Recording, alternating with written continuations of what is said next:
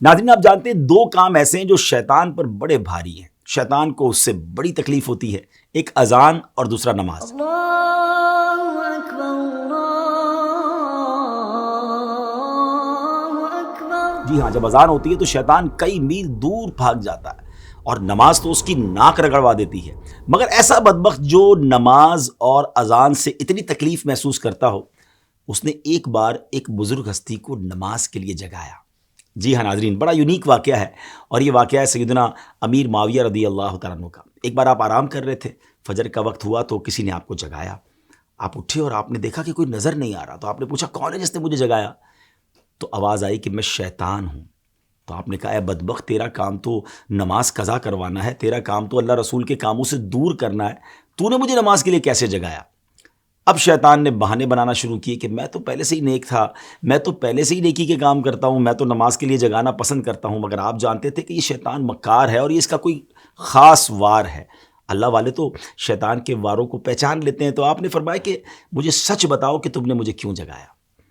تو شیطان کہتا ہے کہ حضور بات یہ ہے کہ اگر آپ نماز کے لیے نہ اٹھتے تو مجھے معلوم ہے کہ آپ کو نماز سے کتنی محبت ہے، نماز قضا ہونے کی وجہ سے آپ خوب گریہ وزاری کرتے، اللہ کی بارگاہ میں خوب روتے، اور اللہ کریم آپ کی وہ گریہ وزاری کو قبول فرما کر آپ کو ایک نماز کا گناہ تو معاف فرماتا، مگر ہزاروں نمازوں کا ثواب بھی عطا فرما دیتا۔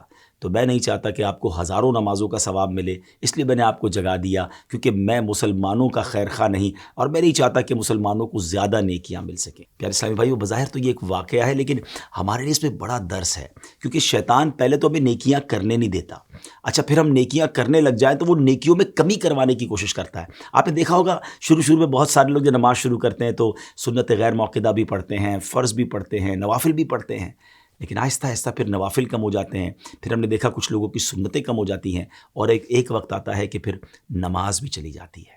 تو شیطان کے واروں کو سمجھیے، اول تو وہ نیکی کرنے نہیں دیتا، نیکی کرے تو اب اس نیکی میں کمی لانے کی کوشش کرتا ہے، وہ بڑا مکار ہے، ہمیں شیطان کے واروں کو سمجھنا ہے۔ اب دیکھیں نا، کچھ ہی دن پہلے کی بات ہے کہ ماہ رمضان میں سارے ہی تقریباً نماز پڑھ رہے تھے، روزے ہو رہے تھے، عبادتیں ہو رہی تھیں، مگر کتنی بڑی تعداد ہے جو اب رمضان کے بعد مسجدوں میں نظر نہیں آ رہی۔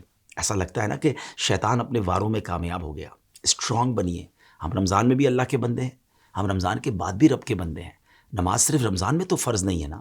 کتنی عجیب بات ہے کہ ایک چاند دیکھ کر ہم مسجد کو آباد کر دیتے ہیں، اور ایک چاند دیکھ کر ہم مسجد کو ویران کر دیتے ہیں۔ آئیے ایک بار پھر مسجد سے رابطہ جوڑیے، شیطان کے واروں میں نہ آئیے، بلکہ شیطان کو پریکٹیکلی جواب دیجیے کہ ہم شیطان کے نہیں، ہم رحمان کے بندے ہیں۔ اللہ کرے دل میں اتر جائے میری بات۔